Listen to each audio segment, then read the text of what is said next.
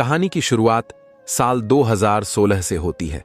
सौरभ एक जवान और महत्वाकांक्षी लड़का जो मर्चेंट नेवी में कार्यरत था और मेरठ का रहने वाला था। एक शाम जब वह अपने दोस्तों के साथ बाहर निकला तो उसकी मुलाकात मुस्कान नाम की एक लड़की से हुई। पहली ही नजर में मुस्कान की मासूमियत और उसकी हंसी ने सौरभ के दिल को छू लिया।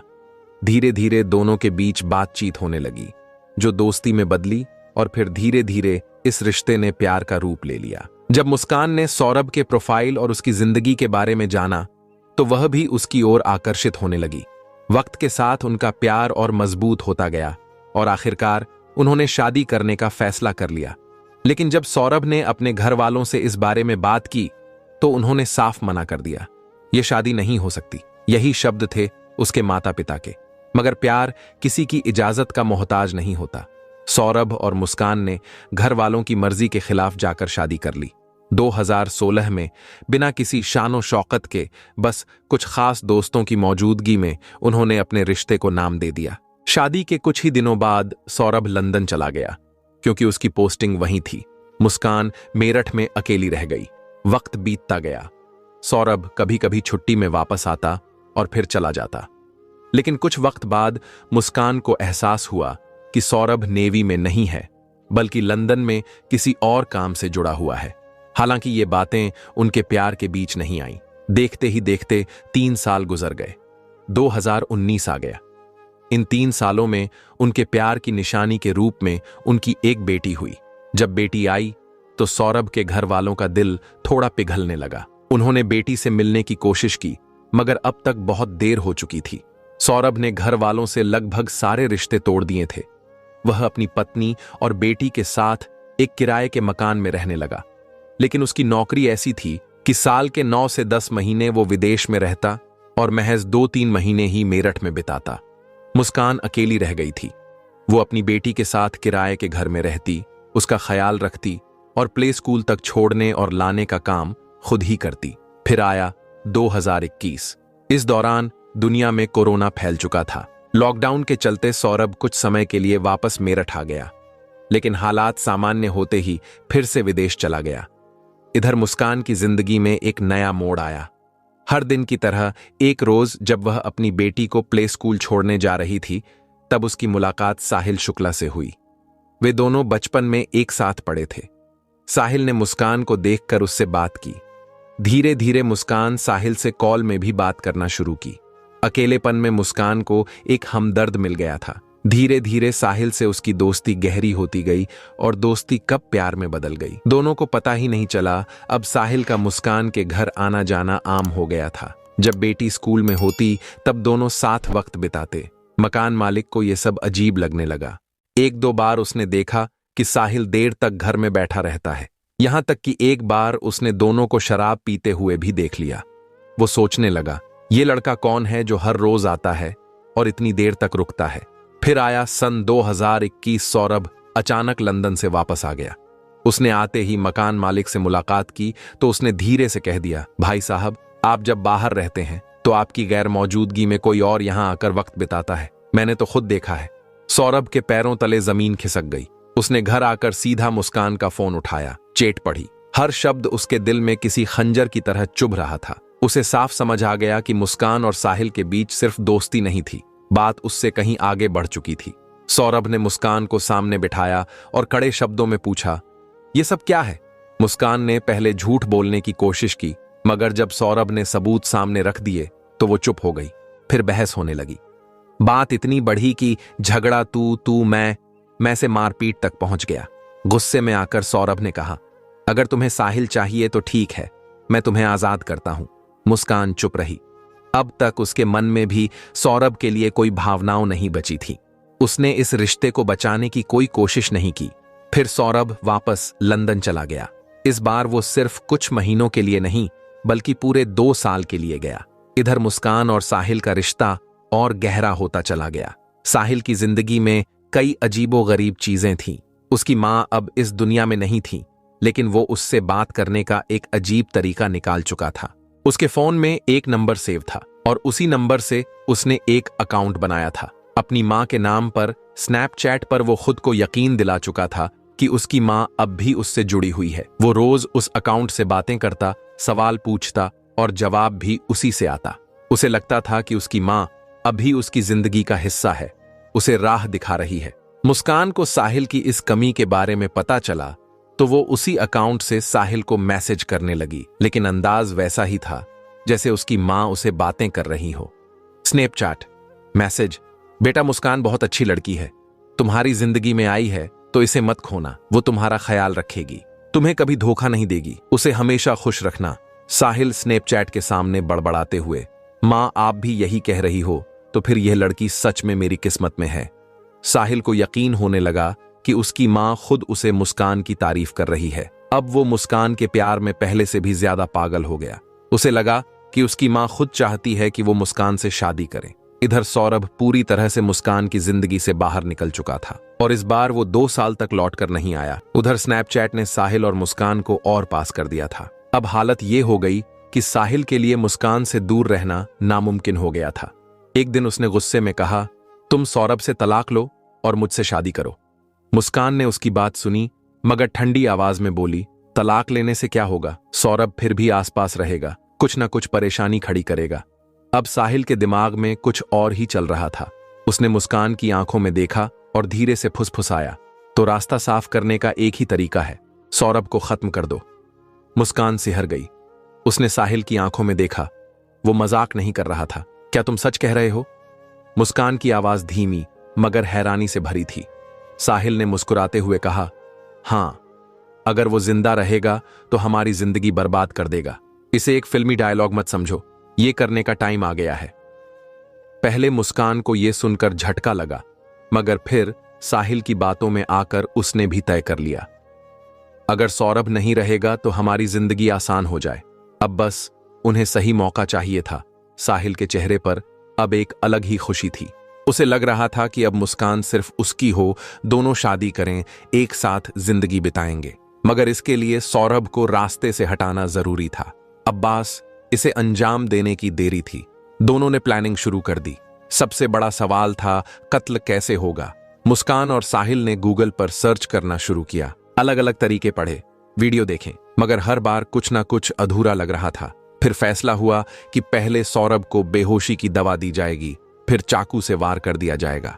साहिल मुस्कान से फोन पर बेहोशी की दवा कौन सी होगी, पहले ये देखना पड़ेगा। गूगल सर्च, सबसे तेज असर करने वाली बेहोशी की दवा, ऐसी दवा जिससे मौत जल्दी हो जाए। मगर सिर्फ दवा ही काफी नहीं थी, कत्ल के लिए चाकू भी चाहिए था, और वो कोई छोटा मोटा चाकू नहीं होना चाहिए। साहिल ने मुस्कान को भेजा, जाओ अच्छे वाले 2 बड़े चाकू खरीद कर लाओ। मुस्कान एक दुकान पर पहुंची।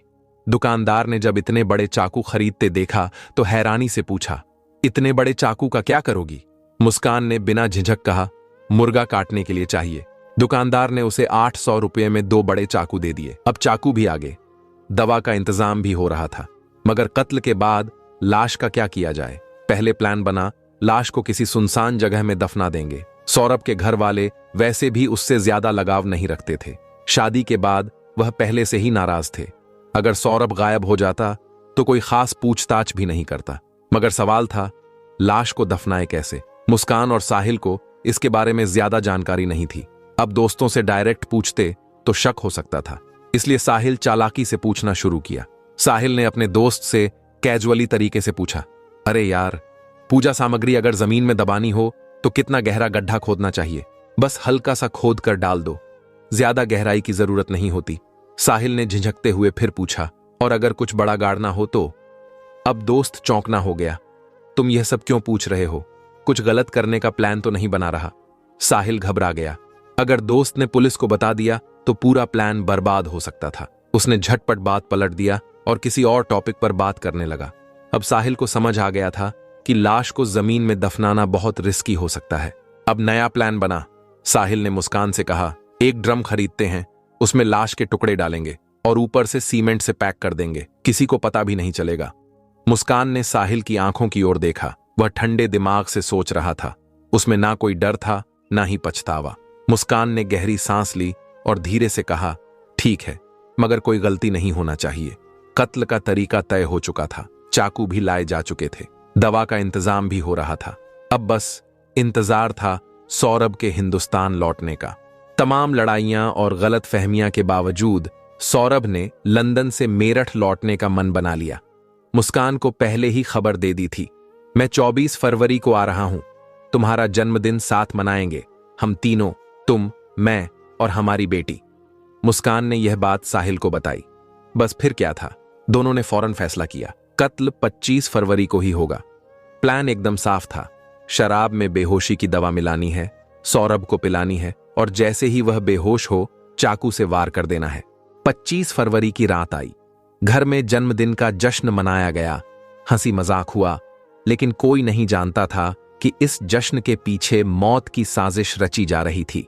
मुस्कान ने सौरभ के लिए मुस्कुराते हुए केक काटा, लेकिन उसके दिल में पहले से तय खौफनाक प्लान चल रहा था।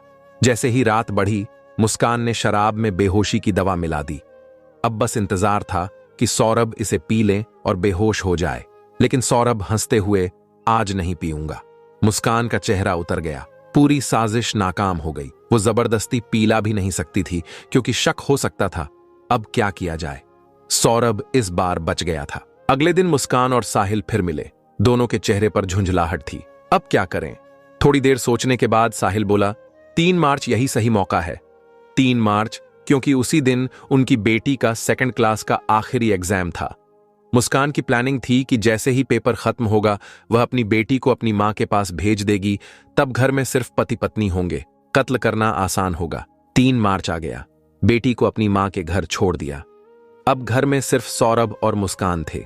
साहिल ने प्लान समझाया और मुस्कान ने उसे अंजाम देने की तैयारी शुरू कर दी। रात ढलने लगी।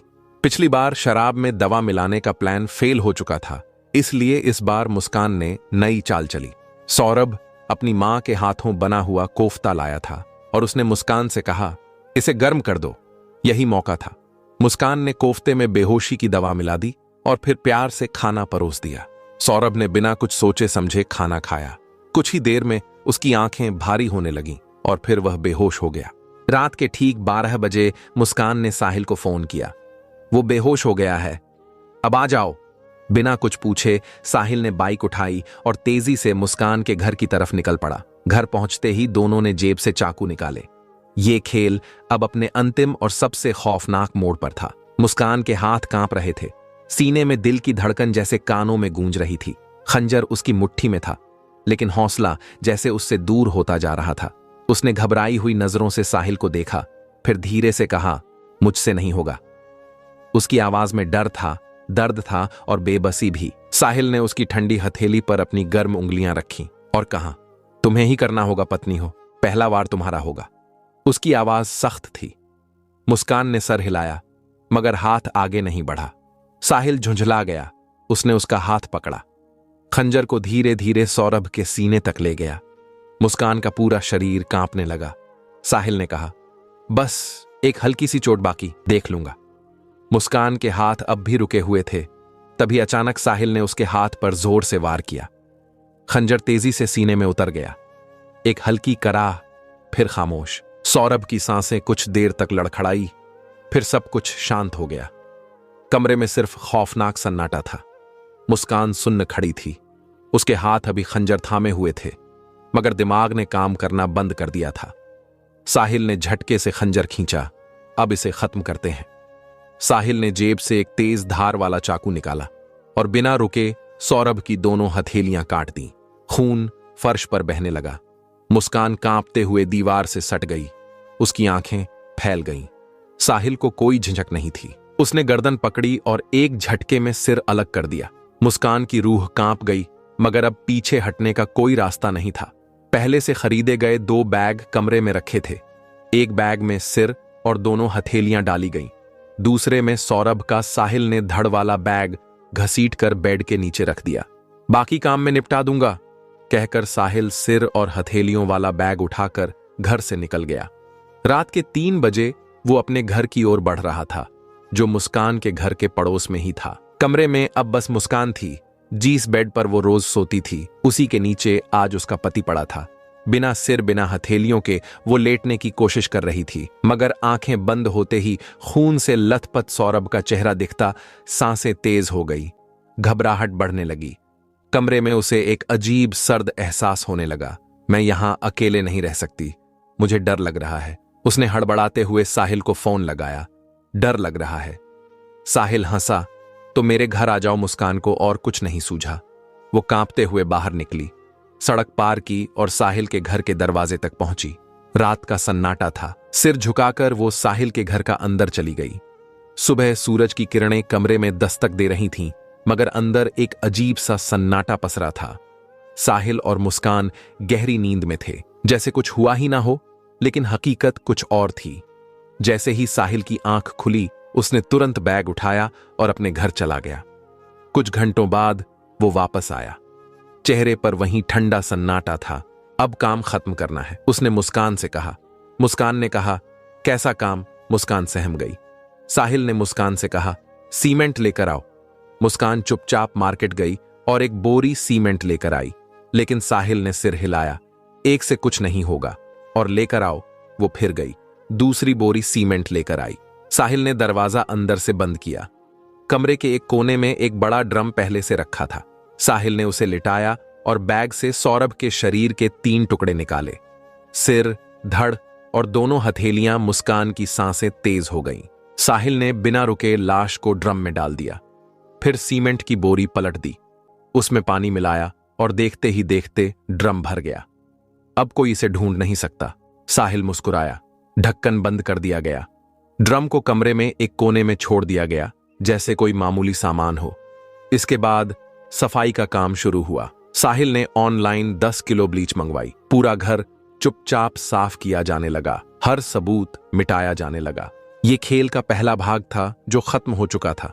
अब दूसरी चाल चली जानी थी। शाम हो चुकी थी। तारीख थी 4 मार्च। मुस्कान और साहिल ने एक कैब बुक की और सीधे शिमला के लिए निकल पड़े। मुस्कान जानती थी कि सौरभ के घर वालों को पता था कि वो लंदन से आया हुआ है। ऐसे में अचानक गायब होना शक पैदा कर सकता था। इसलिए सफर के दौरान ही उसने सौरभ के मोबाइल से उसके भाई और बहन को मैसेज किया, मैं और मुस्कान शिमला घूमने जा रहे हैं, फिर मनाली और फिर कसौली। कुछ देर बाद जवाब आया, अच्छा, लेकिन इतने दिनों बाद आए हो, घर कब आओगे? मुस्कान ने झट से मैसेज टाइप किया, अभी घूम रहे हैं, बाद में मिलेंगे।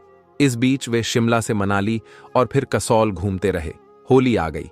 घर वालों ने फिर मैसेज किया, होली पर घर तो आओगे ना? अब मुस्कान के पास कोई जवाब नहीं था। फिर कॉल आ गया। मुस्कान के लिए फोन उठाना खतरे से खाली नहीं था, क्योंकि आवाज से राज खुल सकता था। फिर मुस्कान ने मैसेज किया, नहीं, इस बार यही मना रहे हैं। उसने झूठा जवाब भेजा। घर वालों को यह अजीब लगा। आखिर 2 साल बाद आया था और अब होली पर भी नहीं आ रहा। लेकिन कोई शक ना करे, इसलिए मुस्कान लगातार अपडेट भेजती रही। यहां बहुत मजा आ रहा है, अभी यहां है, अब वहां जा रहे हैं। इस तरह 14 दिन बीत गए। तारीख थी 18 मार्च। अब तक जो पैसा लाए थे वह खत्म हो चुका था। मुस्कान के पास कुल 84,000 थे। साहिल के पास भी थोड़े पैसे थे, मगर अब सब खत्म हो गया था। लेकिन मुस्कान को पता था सौरभ के अकाउंट में 6 लाख रुपए थे, मगर दिक्कत यह थी कि उसे अकाउंट से पैसा निकालने का तरीका नहीं पता था।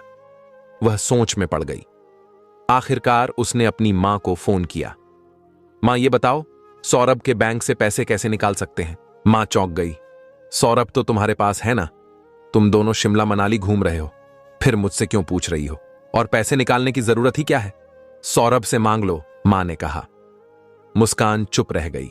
उसके पास कोई जवाब नहीं था।